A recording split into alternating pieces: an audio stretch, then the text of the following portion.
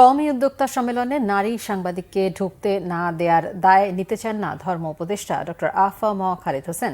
তিনি বলেন, আলেমদের মধ্যে কর্মসংস্থান সৃষ্টি হবে এবং আর্থিক সচ্ছলতা ফিরে আসবে, এমন ধারণা নিয়েই সেই সম্মেলনে গিয়েছিলেন তিনি।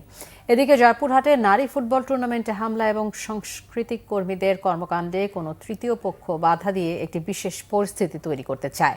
এদের বিরুদ্ধে স্থানীয় প্রশাসন ব্যবস্থা নেবে বলেও জানান তিনি। মহিবুল্লাহ মহিবের রিপোর্টে বিস্তারিত। বুধবার চীনমৈত্রী সম্মেলন কেন্দ্রে কওমি উদ্যোক্তা সম্মেলনে প্রধান অতিথি হিসেবে যোগ দেন ধর্ম উপদেষ্টা ডক্টর আফম খালিদ হোসেন। সেখানে ঢুকতে বাধা দেওয়া হয়েছে মর্মে একটি স্ট্যাটাস দেন এক নারী সাংবাদিক। এদিকে জয়পুরহাটে নারীদের ফুটবল খেলা পণ্ড করে দেয় মাদ্রাসা ছাত্ররা। বিষয়গুলো নিয়ে উপদেষ্টা পরিষদের বৈঠকে বিস্তর আলোচনা হয়। এমন কর্মকাণ্ড বন্ধে প্রয়োজনীয় ব্যবস্থা গ্রহণের সিদ্ধান্ত নেওয়া হয়। ধর্ম উপদেষ্টা আফম খালিদ হোসেন বলেন, তার অনুষ্ঠানে নারী সাংবাদিককে ঢুকতে না দেওয়ার বিষয়টি জানতেন না তিনি। আমি তখনও জানতাম না বা আমারে কেউ বলে নাই এখানে নারী সাংবাদিকদের প্রবেশে বাধা দেওয়া হয়েছে। এটা আমাকে কেউ বলেও নাই, আমি এটা শুনিও নাই। এই যে কওমি উদ্যোক্তা যিনি ফাউন্ডার রোকন রাইয়ান, উনি এক সময় সাংবাদিকতা করতেন, ওনার সাথে যোগাযোগ করলাম। উনি একটা লিখিত ওনার স্বাক্ষর করা আজকে সকালে এটা পাঠিয়েছেন, আমি আপনাদের এটা কপি দেব।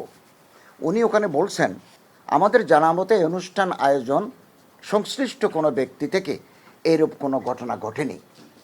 আমাদের অজ্ঞাতে এরূপ কোনো ঘটনা ঘটে থাকলে সেজন্য আমরা আন্তরিকভাবে দুঃখ প্রকাশ করছি। এ ধরনের কোনো ঘটনার দায় কোনোভাবে অনুষ্ঠানের প্রধান অতিথি ধর্ম উপদেষ্টার নয়। জয়পুরহাটে নারী ফুটবলারদের ম্যাচ যারা পণ্ড করে দিয়েছে তাদের বিষয়টি খতিয়ে দেখা হচ্ছে বলেও জানান ধর্ম উপদেষ্টা। আর লোকাল পিপল যারা বাধা দিচ্ছেন তারা কারা, এটাও আমরা জানি না কারা বাধা দিচ্ছে। এবং ওই কালচারাল মিনিস্টার যিনি ছিলেন উনিও আলোচনা করলেন যে এগুলো আসলে কারা করছে। তো এগুলো local administration, law enforcing agency যারা আছেন তারা একটু খতিয়ে দেখবে। নারী অভিনেত্রীদের কাজ করতে সরকার বাধা দিচ্ছে না বলেও জানান আফম খালিদ হোসেন। অনৈতিক বা মুহিবুল্লাহ মুহিব, বাংলা ভিশন, ঢাকা।